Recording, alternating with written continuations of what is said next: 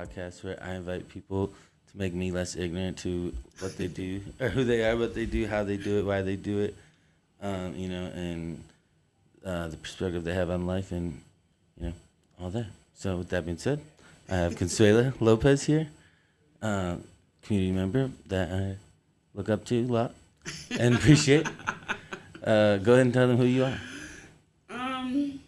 Hola, what up, though, everybody? My name is Consuela Barbara Lopez, and first and foremost, I am a community organizer and an activist and a community and victim advocate. That's first and foremost. I will say, in short, a people's servant. I serve the people. I've always been that way since I was a child because that's how my family was, serving the community, figure out how we make it better and help one another. I know it sounds kind of corny, but in the state of the pandemic that we're in right now, those of us in the hood, that's how we survived to this point, is because of that community. So yeah. I will say that's who I am on a low. Yeah, that's your. What's the high key then? I'll say like in the middle of that, and then you can say I'm a womb warrior. I'm a Negro ninja. I say that too. Because the Negro ninja part comes in at like what I do is I help Black and brown people who are missing their children or some loved ones and whatnot. I help to find their kids and bring them back. And so sometimes we out in the streets straight up ninjas. And we're the unsung heroes. I don't do the work just to go, like a lot of people don't know today what I do. And the ones that do, like, damn, So I'm like the police, but I'm not the police. I'm the community police. Yeah. That makes sense? That's good. I'm a community warrior. Yeah.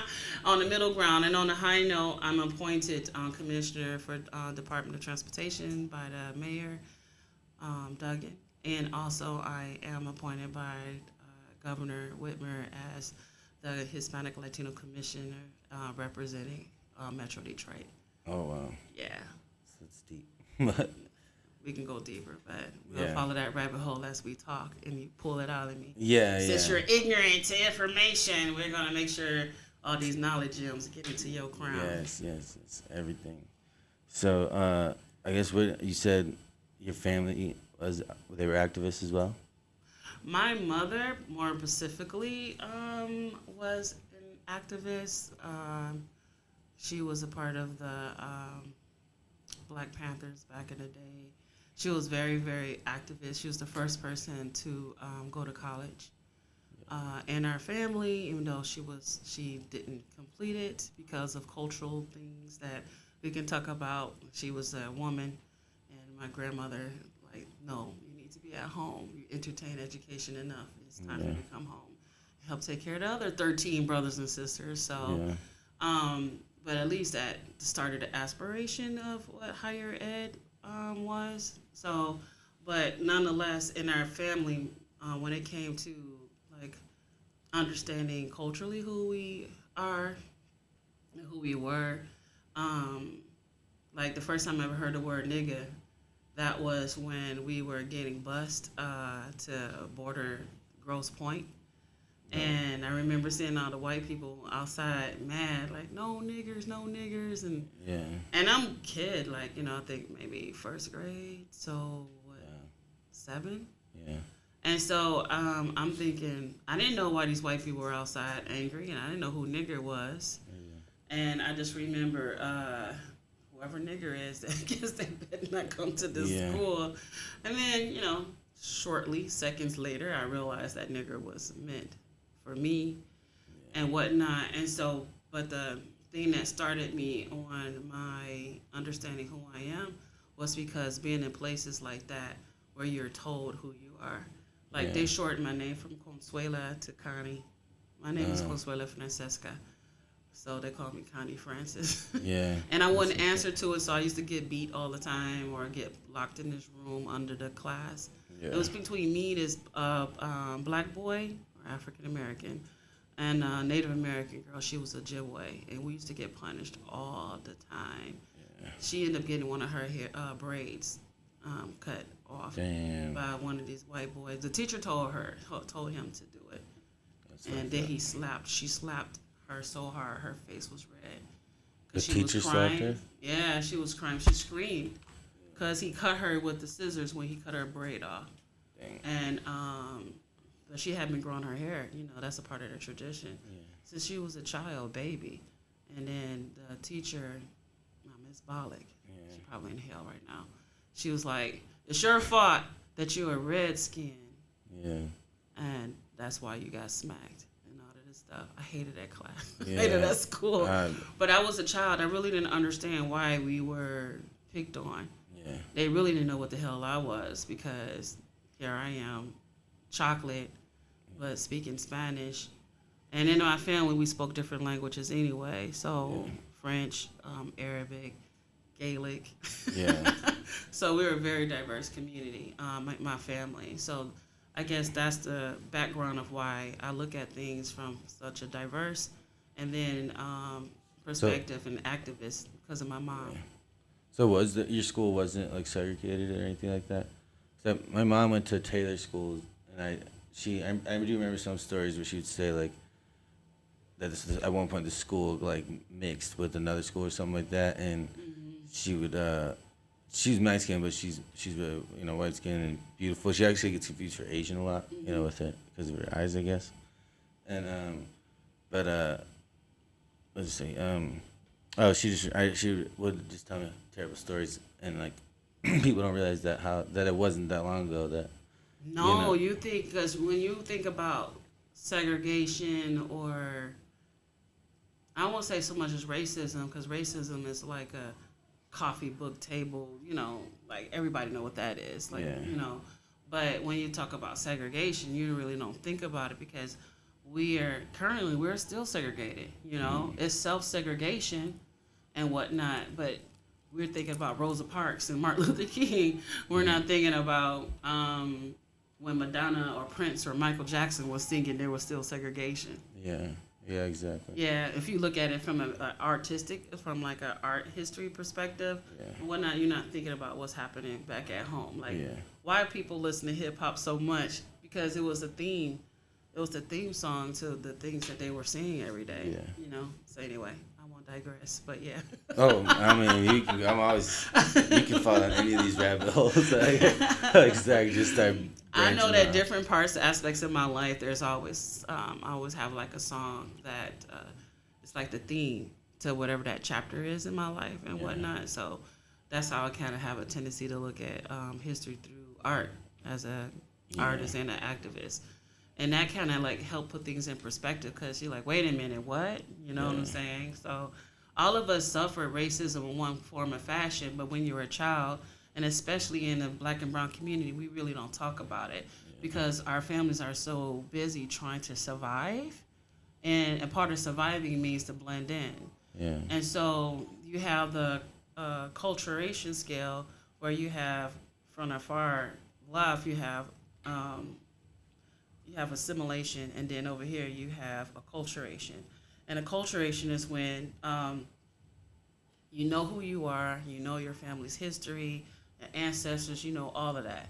You're educated, but at the same time, you're bilingual, multilingual, whatever, bicultural, and that you understand, you can navigate. So you ever heard of the term code switching? Mm-hmm. So we can code switch and can be sitting at the table with the mayor or governor or whoever. Yeah. And then as soon as that meeting over, Yeah. dog, I need a blah, blah, blah. You know what I'm saying? Yeah. You can code switch. A lot of people don't have that capability. Yeah. That's another, even though I haven't been in school since 1844, that is a part of cultural anthropology, and right now at this moment I understand the term.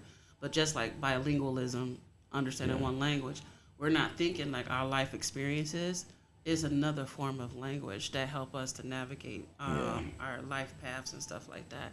Is code switching, it is a skill, but then some people see it as like a trauma response, right? Yeah, it just depends on which lens that you're looking out of it at it. You know what I'm saying? So trauma responses, a lot of things can trigger. Yeah, because like I know some people, and some of the OG, like Bryce Detroit, and he talks about, he's like, basically I don't. He's like, I go to these meetings dress how I want to dress, and I don't switch it up, you know, straight up, and I respect it, you know. I love the way he talks, you know. Right, Yeah, right. Because that's a part of culture. Yeah. Like right now, how we're dressed down, bro. If I could dress down like this at every meeting, I'll be straight. You know what I'm saying? Yeah. But in the world that I'm in, that's not a possibility. Yeah. But in a professional world, I mean, like artistic world or whatever, nonprofit, you can do whatever you want because you're representing you and your community, and that's a part of your identity. And a lot of times, our people get so busy trying to come up, they forget who they are. They forget their roots. They forget that bilingual, you know. They just stop speaking Spanish or whatever that other language is, and they speak the professional tongue. And the next you know, they'll be the same people who become gatekeepers, and then they start selling us out. Can we close our eyes and imagine who those people are in this community? Are you talking to me? You know just as I do. Yeah. You know what I'm saying? So, and on that note, there was an important meeting, and this person was elected, but it was elected by default because nobody else ran against him. Yeah. But he's elected. He ran for a position to represent our voices, you and I. Yeah. But at the same time, nobody know who he is till this day. Those are the type of people I think you should have sitting at this table. Yeah, I'm all for it. I like have multiple sides. Who are you? How did you get there? Yeah. What have you done since the pandemic started? Yeah, I have met some interesting people, and I wanted to bring them on the podcast right away, and I even talked to them about it. But then I always proof with Mav, not for permission, but to be like, what do you know about this guy? Like, you know what I mean? Mm-hmm. And then he tells me things like, I don't know, he's kind of fake. Like, ever since after college, never really came back to the hood, just downtown type, blah, blah, blah. Stuff like that about multiple guys, and that are, Mexican, Puerto Rican or whatever, and that work under Duggan, And I haven't invited him on the podcast yet because I want to prepare myself and be more educated and be a little more ready to ask the right questions. Yeah, ask the right questions. To get the answers that you really want, the juicy answers that you really want. Exactly. And then, part of being you're still a journalist. So, I've just been realizing that lately. I was like, wait, am I kind of like a journalist? Yeah, you are. You are a journalist, man. Yeah. Because you're speaking on behalf and for, the people and whatnot. So, the more you experience this, the more you get out there, that liaison word that you were using earlier, it'll be really easy. But it's just about how you see yourself in it. Yeah. That's why I want to keep popping into meetings and stuff like that, just so I can even learn more about what I can help, where I can help. Man, you have front seat. Yeah. When you go to a concert and they have the balcony seats, they can look like the most perfect seats. You know what I'm saying?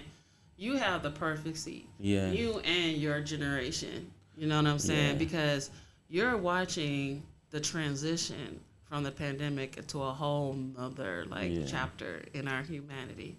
And we don't know how many people we've lost. So to put this in reference, because I'm a historian, and I'm a nerd. Love it. I'm a historian nerd. Is because before I came here today, I was looking at historical documentary that was covering what happened in Europe after World War II, which a lot of people really don't think about. Like, what happened to a country? It just don't happen all of a sudden everything is cleaned up or whatever, right? We kind of basically know, when the Jews, when they received their freedom, and then they got a whole nother country in which is at war down, right? Yeah. We know about that, but we don't know, exactly what happened. So, did you know, this is cool, do you know that there were a group of Jews who became the Avengers and that actually, murdered German people, that were in the Reich? And killed them. There's actually I think it's on HBO or in whatever. Europe or here? all over the world. Oh yeah. They literally went, and it was like they were the Avengers. Yeah. Yep. So I already knew about them, but I didn't know about the real people because Al Pacino plays one of the main people who led it in the movie series that came out in 2020. So it was really, really good because you don't even think that was even something that could happen. Yeah. Like you think it's a movie or something, Yeah. but it actually happened. When you listen to this again, I want you to really think about a group of men and women, Jews, who lost their family members, created an international group of, you know what I'm saying? So then what happened to some of the folks that lost their lives, or how the women stepped up in Germany or different European countries, and they rebuilt the countries and stuff like that because there were no men between the ages of 14 and 50. That's something like big. And the reason why I mention that is because we don't know how many people we've lost between the ages of 14 and 60. During the pandemic. In the city of Detroit. Okay. All these people who had jobs, teachers, whatever they were.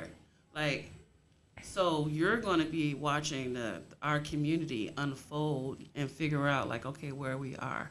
Mm.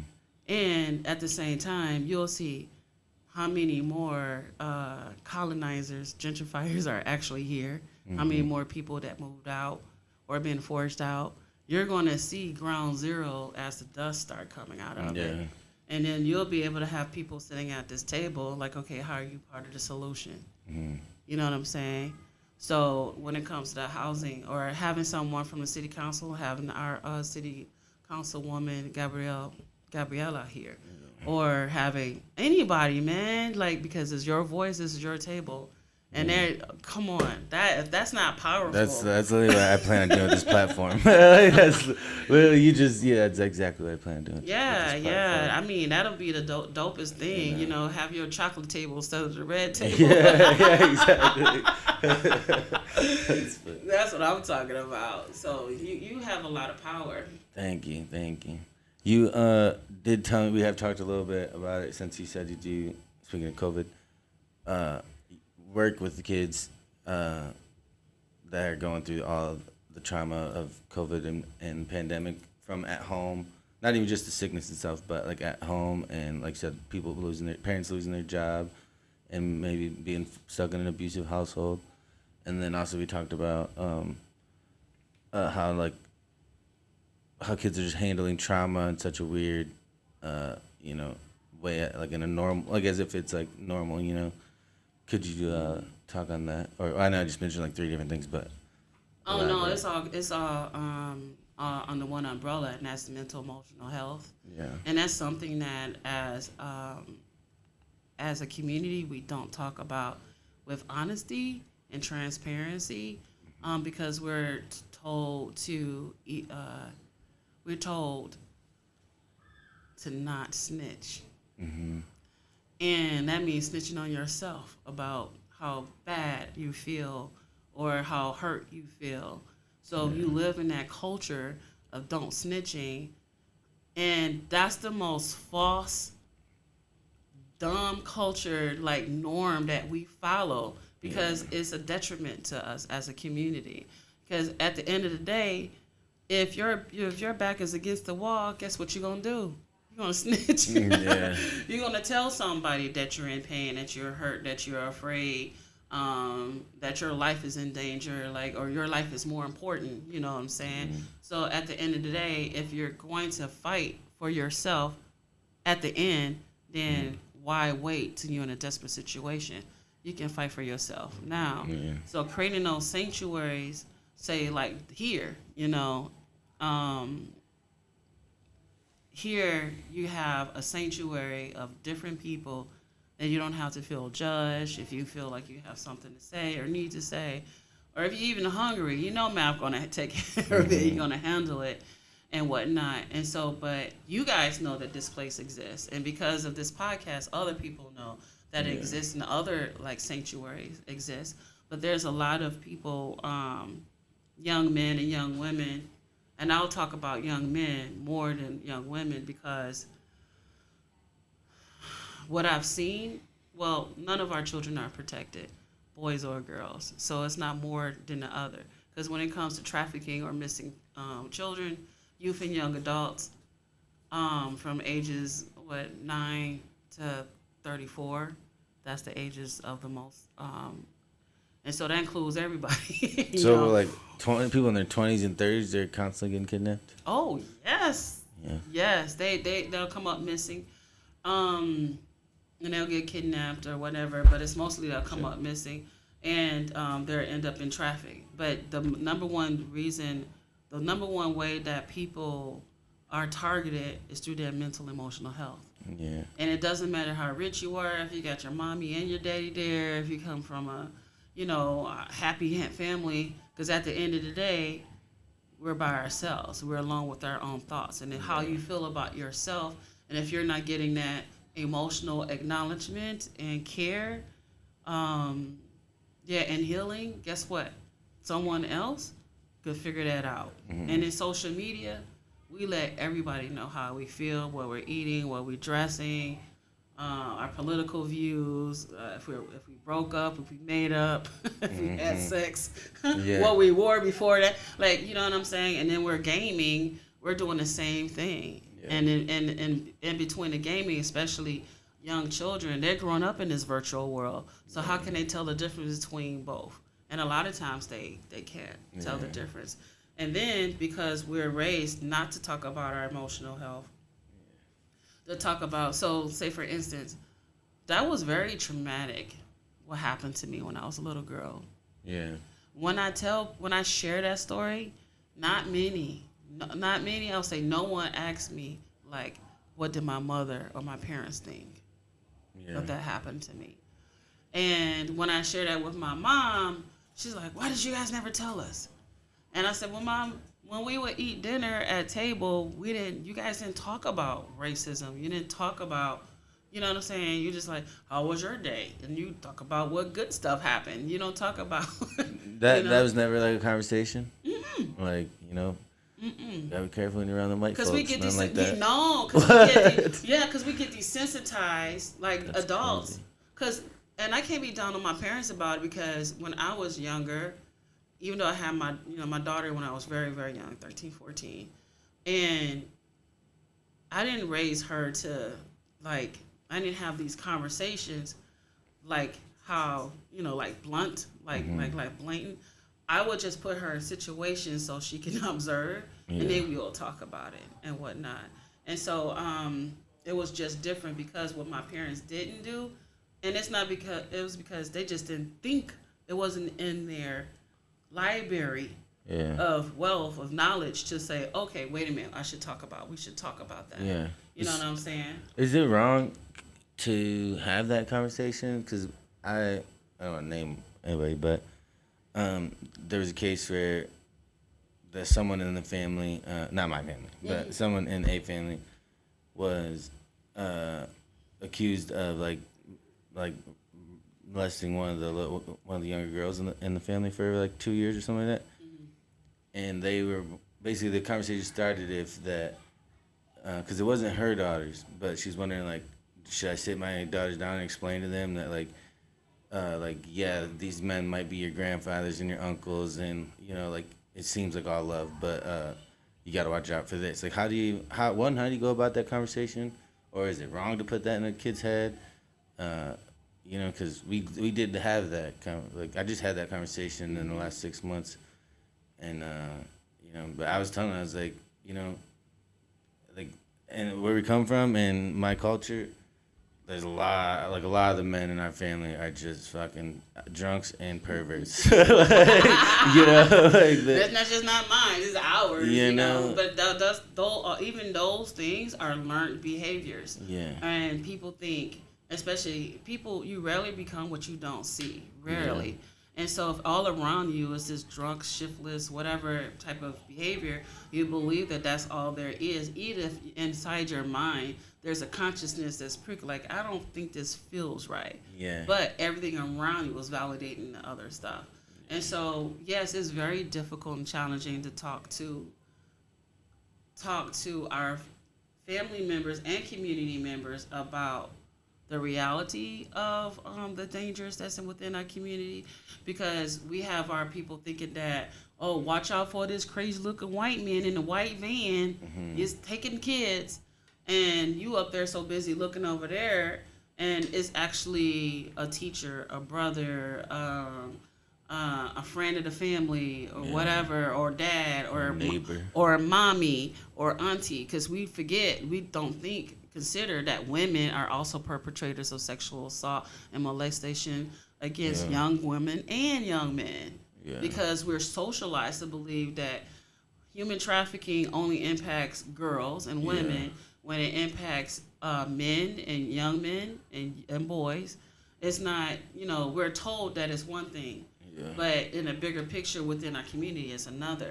So one thing, like with my mom and dad, they always made sure we had ID. Yeah. And we could not go outside unless we have our ID on us. Yeah. And unfortunately, it was wintertime, and you remember how sometimes, I don't know why, an evil person would take the manhole cover off in the wintertime. And so, unfortunately, a young girl, one of the girls in the neighborhood, fell in. Yeah. And they couldn't find her, they identify her body. And that was my mom's like, see? Yeah. You better, have your ID on you. Yeah. And so, it was also like, if my parents created even about sex, my parents had a book about sex, all about sex and the human body. Yeah. It was 2 books about sex, and the other one is the human body. And it's set up under the TV, like it was a shelf under the TV. Yeah. So these books were always there. If we ever had a question, we looked in there, and we asked my mom and dad, my parents would answer the question. Yeah. So because they were giving us answers at the time we were ready, but they were making sure that we knew that the answers were available. Yeah. So I said that in a way is that sometimes you just because not talking to our kids, every child has access to internet. Mm-hmm. The world will tell you flat out, with no seasoning, just flat out. Yeah. No shit. They'll tell you exactly what it is, what pain is. Oh, you want to know what pain is? I'm gonna tell you what pain is. You know what I'm saying? You know. Yeah. We were just talking about watching the whole war. Going down on just on TikTok or your first sexual images, or even hearing about sex. Yeah. It was through an art form, wasn't it? Yeah. That and Facebook, out of nowhere, was just like, wait, we're gonna allow porn, and then literally, it was like all cool, friendly family. Parents are cool with you having it, and I know all of a sudden, like, well, that's all you saw. Mm-hmm. So the answer to that is that you have an answer. We have more now access to knowledge. Yeah. So the only person that's preventing us to get there is us. Yeah. So if you're sitting there doing YouTube, your nieces, nephews, sisters, brothers, whoever, a young person, I don't care who it is. It could be an old person, your mom, whoever it is. I don't say old person than your mom. You know what I mean? But it could be anyone. You sit on YouTube, look up cyber safety, or look up missing children, like whatever, and just see what that person knows about that. Yeah. And then it's like, did you know that you know what I'm saying? Like, it's about simply starting the conversation. Yeah. The problem is that it's about the emotional responsibility of that perspective. So if you're going to pause to educate and teach, that comes with responsibility. That means you need to know what you're talking about. Yeah. Right? And even if you don't, it's humbly saying, I just discovered this. I didn't even know. We should learn more about this. Yeah. We should make sure other people know about this. How, you know what I'm saying? Yeah. So it just starts with us being confident and competent to protect each other. It takes courage and emotional responsibility. In addition, you can tell that person all day long, hey, if someone is talking to you a different way or make you feel uncomfortable, they're touching you, and I don't care who it is. It could be Father Cunningham. It could be Pastor Jones. I don't care who it is. It could be Principal Banks. You understand? Yeah. Father Rodriguez. I don't care who it is. You can come and talk to me. So one day, when I do come and talk to you, what are you going to do? That's the key. How are you going to respond? Okay. And so if a child being molested and whatnot, there's resources within our community that can offer not only the child, but the parent, the family counseling. Because how can you, if you've never been raped, how can you actually talk to your son or daughter about being that emotionally? You know what I'm saying? Yeah. And then if you've been raped or abused or hurt or whatever the way, and you haven't even had counseling yourself, you can't really counsel fully, harmoniously. No, so that's the answer I would suggest. I have felt that 100%. We got lucky. We're gonna be partnering with a group, a nonprofit called Caleb's Kids. Mm-hmm. Have you heard of them? Mm-hmm. But yeah, because I had in less than 1 month, I had kids talking to me about suicide, kids talking about like their friends, being suicidal, or like them being bullied, or just anything like that. What's this organization? I didn't hear you. It's called Caleb's Kids. Caleb's Kids. Yeah, I guess the founder, her son had committed suicide, and so she started this whole thing, and they work with the same people that give us grants, and since we work with them, we get free access to everything that they have. That's dope. And literally I went to Matt one day and I was like, bro, we need to be formally educated on, mental health and how to even handle it and what resources are out there. You know what I mean? And like not even 2 days later, she emailed us and was like, "Hey, I just heard of your organization. Can we talk?" We were like, and then, wow. So it's like, this is perfect, But, no, we need more of that. Like that's a connection that I didn't even have myself because one of my short-term and long-term goals is to have a site where for Black and Brown, and this specifically for Latin people,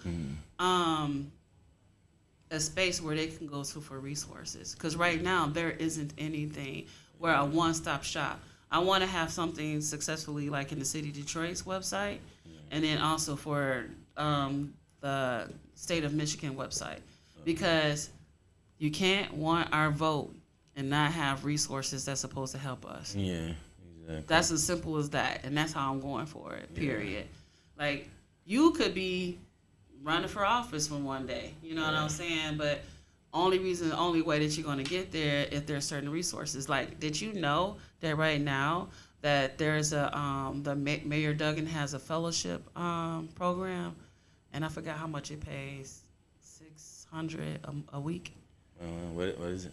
It's a fellowship mirroring watching him. It's a fellowship to watch how the mayor's office works and runs and operates and whatever running the city and all that. Do you know how perfect that is for a Black and brown person to be a fellow for that? Yeah. So by 2060 or something, we have the first Latin freaking mayor. Yeah. Wouldn't that be dope as I don't know what? That would be dope. So anyway, I'll shut up. We've never had a Latin mayor. No. Raquel Castaneda Lopez was our first city council person of Latin descent. Gabriela Romero, Santiago Romero is the second, and Belda Garza was the first state representative back in the 90s. So since her, we have not. Well, have we ever Santana was the state rep, and then he became something else. But his wife is African American; she's not Puerto Rican. But anyway, we haven't had anybody from this community go further than that.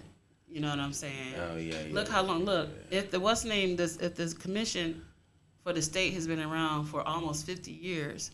So you mean within 50 years we don't have a mayor lieutenant mayor or somebody. Yeah. Something bigger, like for the whole state of Michigan. So that means that whoever the gatekeepers we're not doing their job because they have no legacy to show for it 50 years later. Yeah. And as far as I'm concerned now, as a commissioner, I don't want that to happen on my watch. Yeah. So that's why I'm sitting here talking to you. Yeah. Wouldn't that be awesome? No, yeah, for sure. 20 years from now, like, Consuela, remember we were sitting there? And be able to witness it. Too, and now crazy. you're like a really cool at. And then people Espanol and AOL Espanol, those things were started by, he's Puerto Rican, here in Southwest Detroit. What is it? People, you heard of magazine? People magazine. People magazine, yeah. You know, it's kind of like archaic. But the Spanish version, AOL, like, so those versions were started and created because of, his name was Smiggy. Here, he's from Southwest. He graduated from Western High School. That's dope. You know what I'm saying? Like, we have some powerful people that started here in Southwest Detroit. Yeah. But these people are still living somewhere else. But it's time for some receipts. It's time for some legacy work. Like, you need to pull us up. Like, you can't just talk about that's. Yeah, black people, at least they can talk about their heroes back in the day, but they can also talk about heroes now. Yeah. We can't talk about that. We don't have enough of that in the Latin community. Yeah. You can tell me if I'm wrong, but... You're supposed to tell me everything. I'm ignorant too, but no. And that's why the New American Leadership Project, which is a national organization to identify community leaders, grassroots leaders, to help develop them into leaders that can run for office and whatnot. Dang. So Raquel Castaneda Lopez is a member, a fellow. Gabriela, the new city councilwoman, is one. Rashida Tlaib is one. Senator Stephanie Chang is one. Yeah. I'm in it as well. So students can follow all of you guys, or just Mary Duggan? They talking about stuff. It's specifically for the New American Leadership Project. It's specifically for immigrants, like first, second, third generations. Yeah. It specifically identified those community leaders. I'm sorry, I should have been more specific. No white man. That's what I was wondering. Okay. Nah, Duggan ain't in it. Yeah, I mean, he's an immigrant back in 1844. Yeah. When his family came from Ireland or some junk in England. But yeah, I did some research on him too. But I love genetic crap. But I love that stuff. But no, in serio, that's what it does. Yeah. So it identified different community leaders of ethnic backgrounds to run for office. So what do you think? Since you're a historian, what do you think is war stuff overseas is going to do to our working class here? And how do you think it's going to affect our people? That's the only thing I care about. What's going on over there is how is it going to affect the working class and people of poverty? Because, I don't even know, actually. It's already impacting us already, like with steel and other resources. Yeah, inflation. And, but the thing is, I think that's only something of significance to ask only because we're still in a pandemic and resources are already thin. Yeah. That's how I can see that. But when you look at the bigger picture, how it's going to impact us, how it has already impacted us is financially. Yeah. And the deficit in that is that in these past couple of years, I bet you $1 million if I had it, when people got their stimulus and checks and their extra money on their bridge cards, they didn't put nothing away. They're not saving anything. Yeah. They bought that new Nintendo. They bought, you know what I'm saying? They bought all these extra stuff. Yep, card. They bought all these big items that they probably wasn't able to get before. But at the same time, what I'm saying is that if you thought the first 4 months was bad of the pandemic, what have you done to prepare yourself to make sure that your family ain't hungry? Yeah, That was wild show. Just when everybody didn't know what was going on yet, Mm-hmm. and all the stores are empty, the shelves are empty. Not no water, like the simplest stuff. Like, do you have seeds? Are you making sure you Toilet have paper. a garden? You know what I'm saying? Like, how are you going to save water? How are you Yeah. saving water? I'm a survivalist, so, you know, not sorry about that question. So that's because I'm a survivalist. How I answer that question is different than was expected, because there's always going to be a war as long as man is on this planet. Yeah. Our part of our DNA, unfortunately, is war. Why? I have no idea. I wish it wasn't a part of our DNA, but as long as there is war and greed and all of that, there's going to always be someone that's going to be running from it.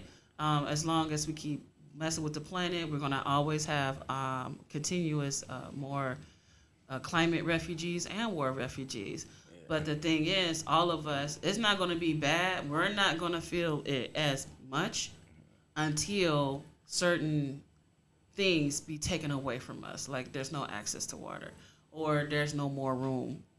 There's no more jobs, or it got to be something seriously desperate that makes an impact. That impact our quality of life. I guess that's the key word. Yeah. Right now, the war over there is not impacting our quality of life. Yeah. And when World War II was happening, Hitler had the death camps and all that for the Jews. America knew it. People here knew about Hitler because Hitler gave Henry Ford the highest recognition. Oh my gosh. The highest recognition ever because of what he was doing as relates to segregation with the black and all the ethnic groups. That's how Southwest and Inkster and Highlands Park and all these places got divided into where they were because of his work, what he did. Well, see, this is amazing. I'm all for it. I think we got time. Very good. We got time. Yeah, so that's what I'm saying. Like, yeah. That's why I'm a freaking nerd. That's why I love history. Yeah. I want to know the backstory. I don't want to know what somebody just took the time out to write to feed me. I want to feed myself on stuff. And the only thing I know for certain is that our people, no matter what time and place on this planet, history, whatever, our people always rise to the occasion, no matter what. But you just got to keep stuff in perspective. You understand what I'm saying? So we didn't do anything when they knew about the death camps over there. They knew about Auschwitz. Yeah. We didn't do nothing until the Japanese was like, guess what? Boom, Pearl Harbor. Yeah. Now all of a sudden we want to be in a war. But people were dying by the millions and thousands already. Yeah. So that's what I'm saying. As Americans, I will say as Americans because we're Americans. We were born and raised here. We have this sense of privilege, of identity. We have, even if we're poor, even if we don't have more than 1,000 or 50,000, 100,000 in, that don't mean you're rich. Yeah. You're not rich. You're still going to be dependent on, if everything was to stop right now, all of us be messed up because we're all connected to a digital tip. Mm-hmm. So to me, we're going to survive because we've been created to survive just enough to make sure that we're contributing to the capital world. You know what I'm saying? So to me, it's like, look at the big picture. Yeah. Just look at the big picture. So during the pandemic, what's been happening since the pandemic? Gentrification. Yeah. Rent's been going up. Why did rent before the pandemic, why was rent maybe $1,200 a month, but in areas like in Midtown or something? Yeah. So, but then, why is it now, if you were to look at right now, go on Facebook or something, the marketplace, and look up. Yeah, Midtown's probably $1,600. $3,700 is the highest that I saw. Yeah. $37. So that's the big picture, right? And during the pandemic, why is it that rent went up, inflation went up, but the cost of living, people are not making $20 an hour off rent. Mm-hmm. Now, if they do make $20 off rent, $20 an hour is just as equivalent as making $10 an hour because everything went up. Mm-hmm. You should be happy you making $20 an hour. Well, no, let's suck it. It costs $100 just to get some bread and eggs. Yeah, and gas. and gas. You see what I'm saying? So it's like put everything in perspective because a lot of times people put stuff out there to manipulate your mind to distract you on BS. But they're coming through the back door in your house and you sit up there It's a fire down the street. Yeah. But they in your kitchen. Yeah, exactly. Taking everything. And that's not being what, I don't know. But to me, it's about being self-sufficient. Yeah. And as a community, it's not about segregation. It's about aggregation. And aggregation means to connect resources harmoniously amongst your partners, and you live together. So I don't believe in separation or segregation or assimilation. I do believe in acculturation and aggregation, because that means all of us are equal. Like that community that I was telling you that's in North Philly. Yeah. That's been around for 50 years. Yes, nobody talks about it. Nobody talks. Yeah. Because nobody knows about it. So. Could you explain that again? So there's a community in Philly where over the past 50 years, they bought every house, every property within like the block mile radius. And so what they did was, as they purchased the homes and the buildings, like in this block radius, everything in the middle, so like the backyard, the alley, all of that stuff, they closed it all in. And what they did was they created a co-op community where elders, single parents, everybody are taken care of. And so everyone is homeschooled. Everyone is a part of the child's education. They had, it was a huge warehouse with like spices and vegetables. Like I remember seeing a cornfield, and I remember thinking like, where am I? I'm not in the middle of Utah or Arkansas or like in the middle of Michigan. I'm in the middle of an urban city. Yeah. And that's what I saw. And the businesses that they did have was all co-op. Yeah. Everything was co-op, and it was for the community to purchase, and then that's how they kept the money like cycling in the community, or extended to the other parts of the community and whatnot. And so they take care of themselves. That's interesting. That's what I want. Yeah. I can't say it wasn't Wakanda.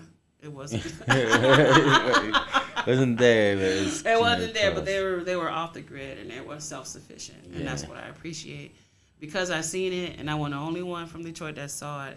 That's what I want to have here. Yeah, I think that would be great. I constantly think like, in a perfect world, like how would we just stop gentrification and all that? Like in a perfect world, how would that even work? We don't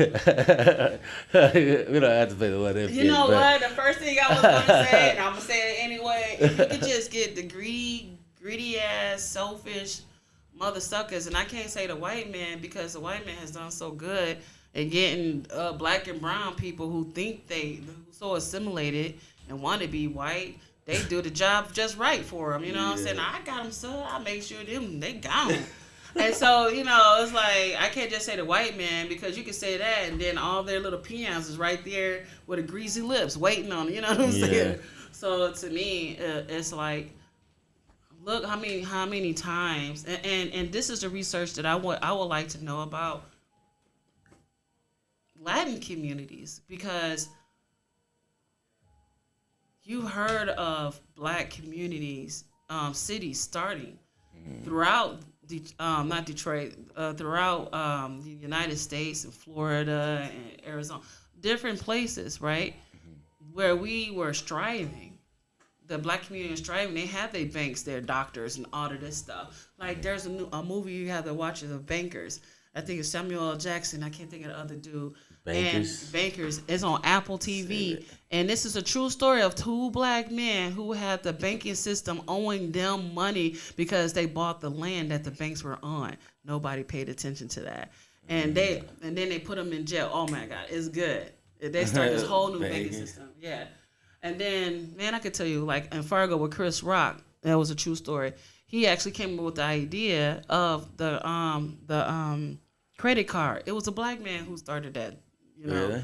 Man, I could tell you some stuff. But I'm just saying, for us, we've always had spaces where it was ours. We bought the land. This is our town. You don't want us to be in your stuff? Fine. What happened? The white man started feeling along some type of way and burnt and killed and murdered everybody and destroyed everything. Yeah. So, but currently, right before the pandemic, there is a community. I think it's supposed to be called Love or something in Georgia, where they're currently building a black community, a black city. Yeah. You can look that up. That actually started before like in 2019. Yeah. Because it was on CNN and stuff like that. Nice. So, but in that same light, I would like to know, because a lot of people would think that when they hear the word lynching, they only think about black people. But a lot of brown people were lynched just as much as black people were. And people don't look at like Latinos being in Mississippi or something like that. Yes, they were. Yes, they are. They're still there. But our stories of our brown towns and stuff, what happened to them? Who's documenting those stories? Like before what is it? When in the 1933, the repatriation in Southwest Detroit. Don't quote me on this one, but I know it's a lot. I think we had over a 250,000 Mexican people here, like 200,000. Yeah. Or maybe it was 100,000 because a lot started coming like during the war in the early 1900s. But I'll just say 100,000 just to be safe. Mm-hmm. Between 1914, the war in Mexico, and then 1930s, so like 15, 20 years. Mm-hmm. We had the stock market crash in 29. Then the United States government blamed who? Immigrants. Yeah. And illegals for being here. And then what happened in Detroit, I have pictures of the train station where they were forcing Mexican immigrants out. And so half of the Mexican population was deported, like a little bit more than half. Damn. So I think it went from a nice number to like maybe 20,000. Wow. Yep. And here in Southwest Detroit. You know what I'm saying? So like that part of our history, what happened? Like in Southwest Detroit, we had the movie theaters, we had everything was self-sufficient. Yeah. We had our grocery store. And I'm not saying it's not much different than it was, but it is different. Why? Because now, instead of our kids reaping the benefit of that 100 years of labor, they didn't teach their kids to be proud of what they were laboring for, to take ownership and keep your house and your home and whatnot. Yeah. Because a lot of these businesses and nonprofits don't have legacy because their people are not taking care of them. Like Armando's is owned by Cubans. Yeah. But right now, you won't see nothing Cuban in there at all. Yeah. Well, yeah, they got like a few things on the menu. That's it. Because they conform. Yeah, you can take that if you need to check in. Because they conformed over time. It's about let's just stay open. Let's just make the money. But then what's the legacy for it? Then if the people that you made this for, your children, don't even value it enough. And then in our community, our people don't value it enough to say, wait a minute, no, y'all can live with us, but you can't just be turning everything and no, this is, plus, you understand what I'm saying? We're going to lose the integrity of our our distinctive cultural voice. That's Southwest. You can tell somebody who's from Southwest just by their talk. Yeah. Because of their accent. Did you know that? You probably didn't even know that yourself. No, you can. It's like, man, you grew up over here, right? Mm-hmm. Yeah, you can tell. But anyway, so to me, those things are in maintaining our cultural history in Southwest Detroit. We've always been very, very diverse. But if it gets gentrified, what's going to end up happening? You ever seen those green signs somewhere where they have like historical signs like on this site? Oh my God, yeah. We're going to have one with your face on it. It's going to be right there. You're man right there. Back in that year of our Lord 20, whatever. This site used to be a whole bunch of brown people right here. Yep. And since we nothing but high rises right here. You know what I'm saying? Knocked down. Look what they did to Corktown. Yeah. They on their way over here. But if we don't fight. Yeah. And that's what I really believe that if we we could build value to Detroit with building more culture and building more like restaurants or businesses that are like, Black owned or Cuban owned or Mexican owned or Puerto Rican owned or more Arabic restaurants. I mean, they got their shit together for sure. You know what I'm saying? But like, yeah, we gotta concentrate on us. We yeah, ain't got nothing. yeah. But like, you know what I mean? Because like people literally, you know, they come downtown for the Tigers game, stuff like that, from all over the burbs. And then they're like, hey, you want to stop and get Mexican food? They don't just go to any Mexican restaurant. They stop somewhere in Southwest and pick which one they want. Yeah, they ain't going straight to Taco Bell. They all come right over here. You know, or they're not going. I'm sure they have a Mexican restaurant in their community, but they're not. They know that when they come here, they're going to get the authentic shit. And it's like, that's clearly great for the economy. Now that you could rebuild that in different areas, you know what I mean? And you can have a whole like soul food section, a whole like, you know, I don't know if we have a high Asian population, but something like, you know what I mean, just anything like that. We used to, but we still have a nice number, yeah. Yeah, it's like just one, adding to those communities and boosting them instead of just kicking them out, you know, and then that way people want to go there as tourists and eat their food and all that, you know. Yeah, that's why I'm not so mad about Mexican Town. Yeah. Mexican Town is the only name of its kind that identifying a business district specifically for like Mexican. It does not exist anywhere in the United States. Yeah, wow, I didn't know that. That's a key thing. And the business community are the ones that came up with Mexican Town so it can be a destination spot. So that's a business, professional, whatever. Yeah. But the problem that comes in with that is that all of Southwest is called Mexican Town, which is negating everybody else that has a different history here. And I'm not just talking about Latinos. I'm talking about the Eastern European heritage culture that was here. You know, the Polish. I feel like Mexican Town is only just that little. Yeah, but if you ask certain people, or even people in Southwest, bro, ask that in your social media. Ask like, what's the Mexican Town borders for you? You know what I'm saying? Yeah. And if you're a Mexican, they're gonna like, wherever I'm at is Mexican Town, right? If you're not Mexican, you don't say, oh, Mexican Town is Verner and, you know, and Bagley, whatever. It's in two sections, but it's on the other side. I think like between Clark and El Zocalo's is pretty much Mexican Town. Right. You know, see? That's my thing, because it's like just business district, you know what I mean? Right. And that's why it was so hard when that white dude was trying to change, put the Chinese restaurant and some other little stuff over there. Because they're like, no, this is Mexican stuff and whatever. Yeah. They end up losing that battle. The white man got his stuff over there anyway. Yeah. Whatever. And there's plenty of space to do it. I mean, somebody's going to get gentrified in that process no matter what. But, you know, it's not good. But technically, Matt was telling me that, like, didn't we gentrify black people out of Southwest? Is that true?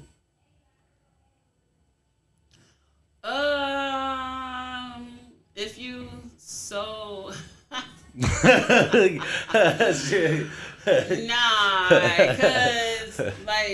cause if you there's natural progression and movement in culture and anthropology, and gentrification.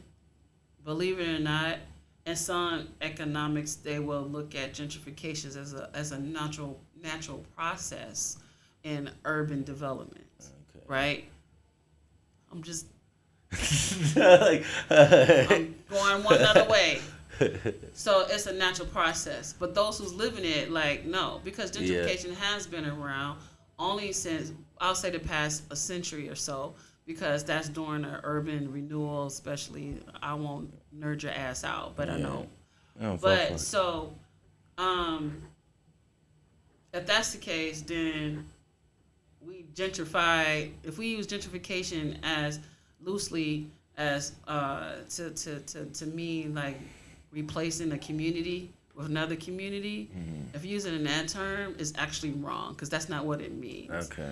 It's like a community and area, but gentrification also is like really like another term for colonization. Yeah. And it's like this. It's a community displacement. It's a community displacement that's led by money.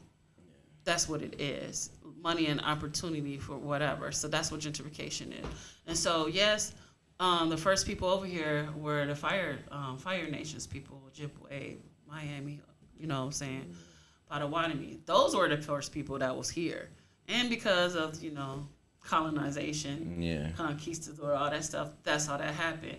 And then the great number of people that were here after that were the first black man to purchase land in the city of Detroit was actually, he purchased it from a Frenchman off of 28th Street. Nobody would know that because I'm a nerd. So, but anyway, there were Italians. The Italians came here first in the 1880s. Yeah. I can break it down to you, bro. I remember there was a bunch of Irish here at one point. And the Irish came. During the First War because the Irish was here because of the war, the Civil War in Mexico. Ireland sent a brigade of people to fight Mexicans. And then when they got down there, they was like, wait a minute. You're Catholic? I'm Catholic. You're fighting to fight oppression against the man taking your land and your culture away. I'm doing the same thing in Ireland. Yeah. You're sexy? I'm sexy. Guess what? A whole brigade abandoned the Irish army, and they fought on alongside of Mexicans for their independence. I didn't know that. And some of those people's families end up moving where? Here. In the city of Detroit, in Courtown. Yeah. So that's how Southwest Detroit, the Latin part, history started. So at the same time, the Irish was bringing their fine, sexy partners and stuff like that, or just moving from, they had their experience in Mexico and they came back here. Yeah. But at the same time, Puerto Ricans were also coming at the same time. So the Mexican and Puerto Rican history in Detroit and Southwest Detroit is really around the same time. There's no one before the other. If you want to, like, there was a Puerto Rican guy in 1883 graduated from U of M. But if you want to talk academics. Yeah. But you know what I'm saying? We came here around the same time, and we all settled in Southwest Detroit, in Courtown, because Southwest Detroit was known as, for us, and it was also known as Little Puerto Rico. Oh, really? Yeah. Puerto Rico. Yeah, they had stores and everything up and down Michigan and all of that. Yeah. And after a while, they kicked everybody out. Now it's just all chocolate blanco. It's stupid. But yeah. So as you can tell, all this little stuff is like all the historical jewels within this community. Like, we should all know what those things are. Especially, historically, culturally, because if you don't, Bob and Jenny and whoever living next door to you, or, Yeah, waiting to buy your house. And they are. And they are. And that's the thing that makes me angry, because Black Bottom no longer exists. My community I grew up in on the east side no longer exists. The area in which my family was here in Southwest no longer exists. And it's like, the only reason why we know that the Egyptians exist is because of what they left behind. Yeah. And the things that we've left behind are being destroyed. Yeah. Especially since the pandemic started. Yeah. So what happens to all those voices that used to be here? They'll survive on this podcast. Because of you. Well, that's one way. But then it's like, what if someone want to do some research? And well, damn, where do I go? What book do I look at? I would say another good person to have, and I can probably help you with that, is Maria Rodriguez. You want to talk about knowing the Mexican history to the T? Yeah. Read some of her books that she has already about Mexican in Southwest Detroit. She would be a good person, like culturally speaking. Yeah, I would love it. Yeah, I would love that person. Yeah. But politically, you already mentioned about those folks. But then artistically, like, what you doing tonight? I know this ain't off subject, but Des Andres is spinning tonight. Where at? At the Spotlight. I was hoping you were going to say that. I was like, please say Spotlight. At the Spotlight, it's free and live band, and it'll be a cool, I can introduce you, and then you actually, interview him and his experience and talk about his dad and his Grammys and all that good stuff. Mm-hmm. Nice. Yeah, here from Southwest. You know what I'm saying? So I think that would be, I know I'm going because I need to You I need a need some break? music in my life. Yeah, I feel that. And I've been trying to get in contact with Andres, and I call him Des, for a minute, and because we're gonna start doing some Afro-Latino stuff here. Yeah. And that's another thing that's really important to me is Afro-Latinidad. I was just gonna say that. And once you said that, I was like, we should talk about that. Because even I think that's such a problem, like a confusing topic in multiple cultures, and I think even in our own culture, like when I volunteered at the schools, I remember like two Mexican kids arguing, and basically one of them was like, "No, you can't sit with us because you're black," and I was telling him, like, "Well, he's Mexican though, like he's just a black Mexican, he's still, you know what I mean, like he's straight from Mexico, barely speaks English, you know what I mean? It's like both of them barely speak English, you know what I mean, and that was just one of the craziest moments of my life because that was like the only like. How old were you? That was probably that was a year before the pandemic started. Where are they now? They're probably about 5th or 6th graders now at Escuela Advancemos with Miss Wendy. So, but I would love to talk to them or make sure we have stay connected because that was a lonely situation for me growing up. And that loneliness and that rejection is a thing that still bothers me. That still is amplified in me. You want to talk about trauma triggers? Yeah. And I shouldn't be I'm about to turn 50 in a couple of months. And oh wow, I didn't even think that. I didn't think it like that. Yeah, it's like, dang, I didn't know you was ancient. That's Cute. I am. No.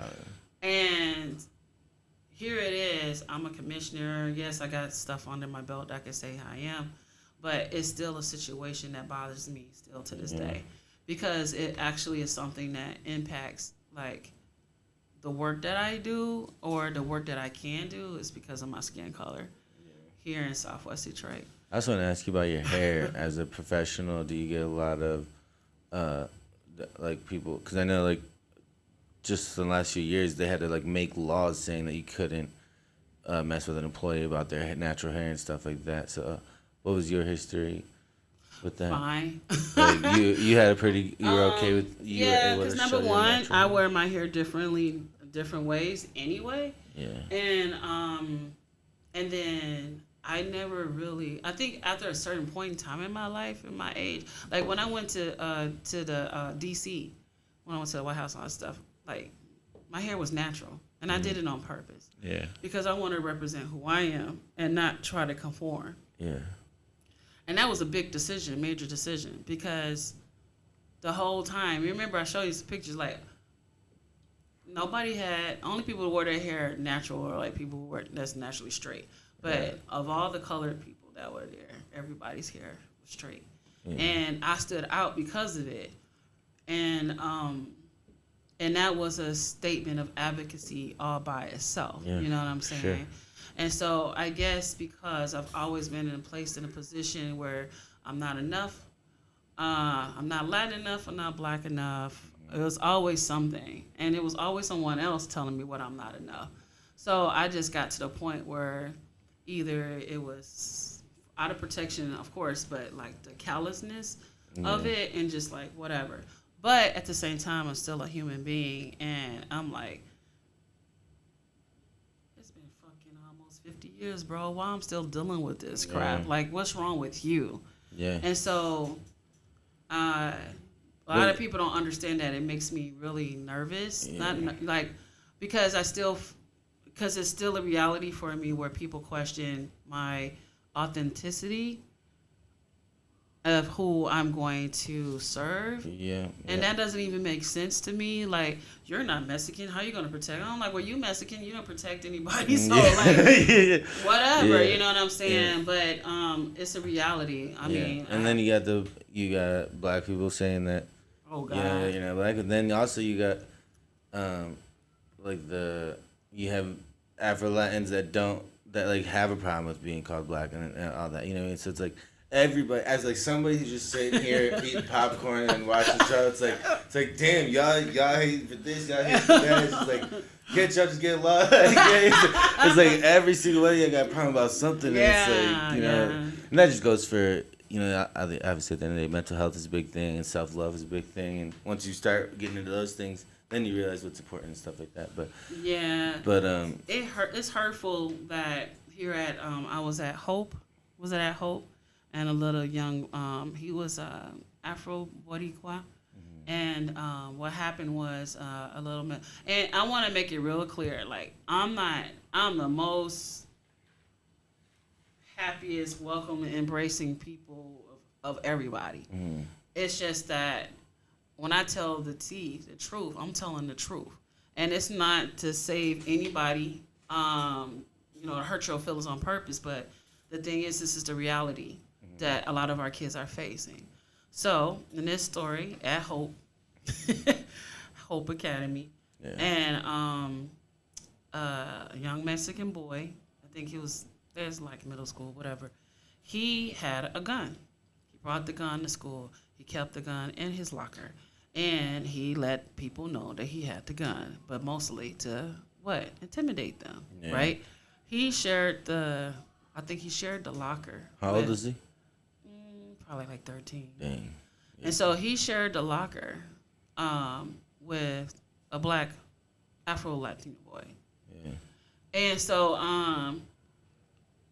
he knew about the gun too, of course, because it's in his locker. Yeah. And so, long story short, somebody, I think the black boy, eventually, I think after 3-4 days, mentioned it to a teacher or something. Dang, the kid had the gun that many days? Mm-hmm. Yes. What the fuck? He told him at that point, because the boy was scared. Only reason why none of the kids told at this point, because they were scared, because he has a gun and he said he was going to kill him. So the black boy is the one who told. Yeah. So they did a search in the school. You know what I'm saying? Yeah. And like whatever, it's trying to make it seem like it was routine and go in everybody's locker. So they go into the locker and they see the gun, but they blame the black boy. What? They suspended him because the Mexican boy said it was his gun. Yeah. And without any whatever, they suspended the black boy. Not both of them? And it wasn't even, nothing happened to the Mexican boy. Damn, that's fucked up. Yeah. And so what I've noticed, that's just one example. Traumatizing. Yeah, and what I've noticed is that here in Southwest Detroit, our black Latino kids, whatever, they suffer a different type from both the blacks but mostly because of the Latins. Yeah. All the light-skinned Latins, they make life really, really, really hard, and they are not protected at all.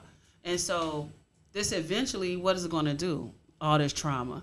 They're either going to collapse within themselves, or as soon as first opportunity they get to leave, I'm skip this place. You know what I'm saying? And so, or they could turn in on themselves. And like, what's the point of? That's not good. And so to me, if you're a Latin leader in Southwest Detroit, you are obligated to all the kids, not just Mexican kids, not just Guatemalan kids, not just Honduran kids, not just Dominican kids. You know what I'm saying? You're for every single last one of them, because they don't have the power to change their reality for themselves. You know what I'm saying? So when it comes to that, and then look at the leaders in the community. Outside of me, name somebody else. Outside of you? Yeah, that's Afro. Oh yeah. Oh wait. Man, yeah. I don't know. So it's a lonely situation. That's all I got to say about it. It's a very lonely situation, and then to have your own people, treat you like crap because of your skin color, and don't even think about what you can contribute and whatnot. It does hurt. I'm still here no matter what. You know what I'm saying? So the hustling, and you gotta speak on it. And you don't have to, but it helps when you do speak on it. Yeah, it does. People younger and people that can relate. And I do say, like, I feel like I have been called to to share my story, no matter how vulnerable it makes me. But I can also understand that it's not for everybody. Like, to share their story and to. But it's good to share your story because there's so many people whose voices have been silenced, and have been silent because they don't feel like no one wants to hear their story, or they're not important. They can't be a part of the solution and whatnot. And so I remember how I was treated when I was in school, elementary, middle, high school, college. College, we thought Consuela, we didn't know what is wrong with Consuela. She don't know she want to be a spick or a nigga because they saw me. They called me Connie back in the day in college. I let them do it because nobody could ever pronounce Consuela. But I tell you, after this moment, I made sure everybody called me Consuela. You ain't about to call me Connie nothing. And there was this guy, Noel. He was Puerto Rican. I was doing a lot of work for. I was getting awarded in D.C. for my work on intercultural stuff. And I would just walk up to people in the college and stuff. Hey, what's your what are you going to school for? What's your major? And he was like, economy or whatever. Yeah. And I'm like, or say journalism. Oh, do you know it's a conference in Italy for a whole week on journalism and blah, blah, blah. You want to go? Everything's paid free. And it was. What you going to say? Hell yeah, I'm going to go. So that's what I was doing because people don't know that colleges have all this extra money to send kids, students, whatever. So anyway, I was getting awarded for me going to black and brown kids, make sure they were having these opportunities. And Noel wanted to meet me. And I hadn't been around any other Latin folks because I didn't go to the same campus they did. Yeah. So anyway, I'm hanging out with them, having a good time with my own people. And then the black kids, I walked up on them. There was a wall, but they couldn't see me. Like, what's up with Connie? She don't know if she want to be a spick or a nigga. Why is she hanging out with all these Mexicans and stuff? Yeah. Well, she's supposed to be like Mexican or something too. When did that happen? And so I came around a corner and I was like, "Me nombre es Consuela Francisco." I like my whole thing. Yeah. Like, it's not my fault. Y'all never wanted to know who I was. Yeah. And I said, it's my fault. I said, never again. And from that point, I never shortened my name or allowed anybody to fuck up my name again. But the black people, they made life hard for me after that. This is college. Yeah. And the Latin folks. So, I don't know if we came a little bit more further, but I'm hopeful like with this generation, we can actually talk about it and actually incorporate those voices because Latin folks, the only difference between Latins and black folks is what? Language, maybe? Mm-hmm. Black America, that's it. Yeah. We still colonized by the same people, just, different languages. It's really no different. And how racism played out in Dominican Republic with Trujillo, that's why black people there don't want to be called anything that has to be with black because they were fucking punished and killed and raped and murdered and whatever during that time. You wouldn't either. Yeah. That's a psychological whatever. And so I'm not angry at them. Yeah. But I am after a certain time. Like, all right, come on. That was in the 60s, yo. I kind of figured that shit out. Good. Read a book. Yeah. So hopefully, you can use this space as a voice liberation for like half the young kids here. Yeah. Those young kids that you were talking about, ask them how they feel about, their culture and how they feel about growing up here. Yeah. And all of that. That would be a cool ass fucking conversation, bro. Yeah, I am trying to figure out how to have a podcast with kids. Not like get the youth on here and just ask them some raw questions and try to engage with them. I can help you with that, man. Like, for real. Yeah. Like, even with the series that we're going to start, that would be good for us to have a conversation and have somebody from law enforcement here talking. And I would love to do that, John. Yeah. Maybe we can, instead of, like, the 28th, that can be an intro. What do you think? To the podcast, have, like, somebody juicy. It don't matter. We can build up to having the chief here. Yeah, that'd be sick. Cause I do want to talk to some like women cops. I'm related to some, not related, but my dad was a cop, so like his some of his ex-girlfriends are cops, and they had some interesting stories. And I'd just like to see what it was like to be a woman cop, and Heck yeah, I can get you some people up here from different, like especially So like this like lady I work with, her name is Valentina. She works for Homeland Security. She's an immigrant from Romania, and so where Ukraine is right there from her country, and so she came to this country as a refugee, and so now she works for Homeland Security, and so what she does is help women and children, like anybody who are refugees, to get their citizenship and stuff like that, especially if they are victim of crimes and all of that. Yeah. So just her experience as not somebody that's from here. She speaks Spanish fluently. Or Frank Ruiz, who's the head of the human trafficking division for I do want to FBI. learn. I'm so curious about human trafficking and how that works, and it just seems like part of it just seems like only something you would see in a movie, like but it's like obviously so serious. And yeah, we can talk about that in too, and go into details like how like our people are trafficked on social media. How it happens. Like where these people stay. I'm telling you, you just tell me when you want to do something. I can pick up all of that. Yeah, and I can get those people here. Yeah. Well, now we got your introduction to. After this, we can do full podcasts on certain subjects. Because I just want to keep them going. So like I don't mind people like, oh, you already had her. Be like, well, I have her for a different reason now. Like these like, go. do you know how old she is? She does stuff in art and music, and then we could talk about the film. Yeah. And show the film one day, and then we can go into community development, economic development, because I'm going to be looking for Latin and Arab men and women who wants to go into skilled trades, and the apprenticeship starts at $20 an hour.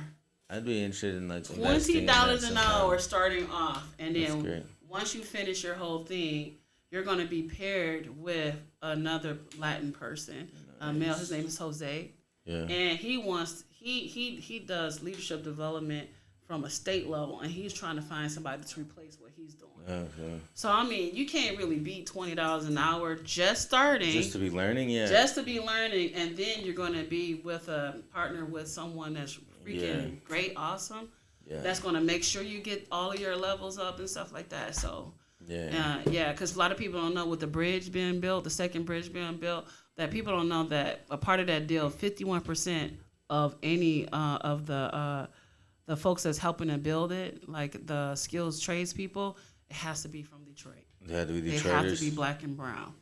And so what we haven't follow up with and making sure that nice number of Latin folks is coming from this community. Yeah. So that's what this program is about to do. Yeah. And if you don't, and there's another program to help with ESL too. Yeah. So if you know Spanish, and then to help you be official to be a translator for, you know how much money you make with that junk?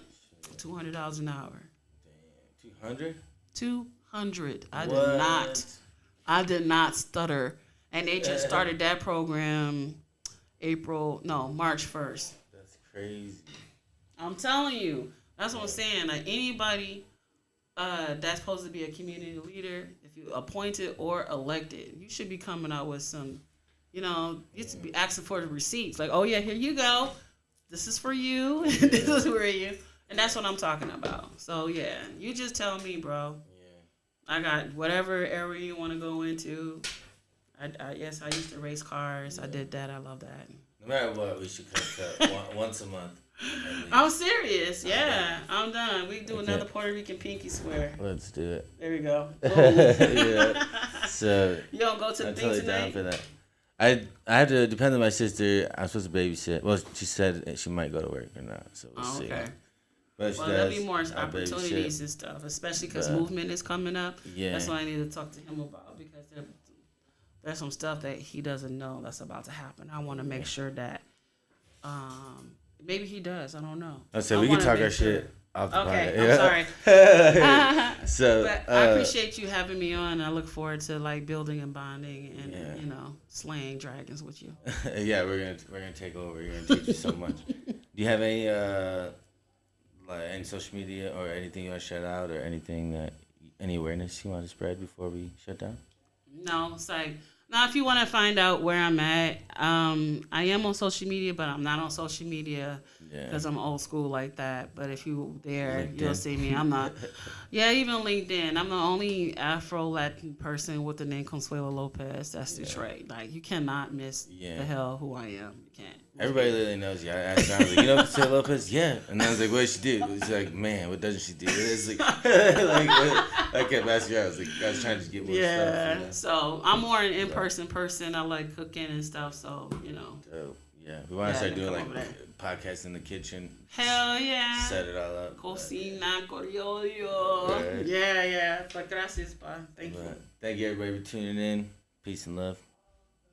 All right. She's like, what up, though? What up, out? Over and out.